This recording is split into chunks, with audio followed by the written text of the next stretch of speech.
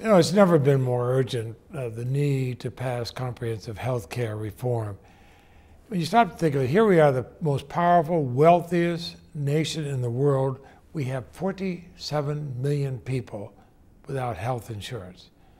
There's no other industrialized nation that is in that kind of a sorry state.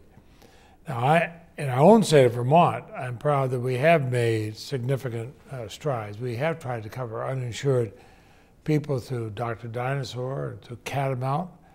But we still have an awful lot of Vermonters without health insurance. I see them almost every week when I'm home. They talk to me in the grocery stores and the gas station when I'm getting gas, even when I'm coming out of church. I know it is a significant problem. In 2008, nearly, I'm checking my notes right now, actually 8% of Vermonters, roughly 47,000 people, lacked health insurance. And nearly 3 out of those 4 Vermonters, if you ask them, why don't you have health insurance, they'll tell you the cost is the problem.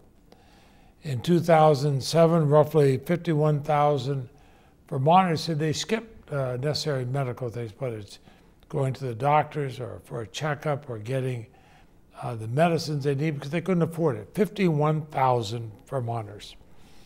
And now any kind of a comprehensive health care plan has to say that all Americans are going to be covered. You've got to have affordable coverage. You've got to have choices in quality coverage. We can't let people fall through the cracks and say, well, we can't insure you. You have a pre-existing medical condition, or we can give you an insurance plan, but it'll cover far too services and far too little.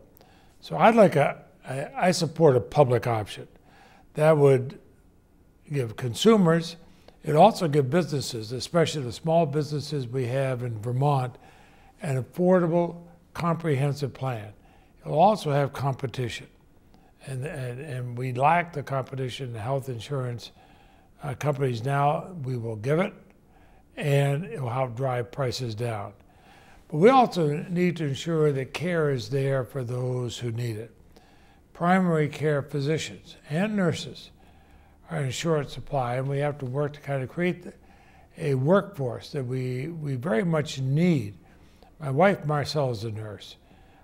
Even though she's now retired, she talks to nurses all over the state, actually all over the country. She knows the amount of shortages there are. We have got to train people in primary care, not just in Vermont, but throughout the nation. So it's going to be interesting to see what happens in the debate in the Senate. I hope that senators, all of whom can afford health care, all of whom have health care available to them, will look at those millions upon millions of Americans who don't and say, now's the time, let's fix it. Let's do it right. Let's join the rest of the industrialized world.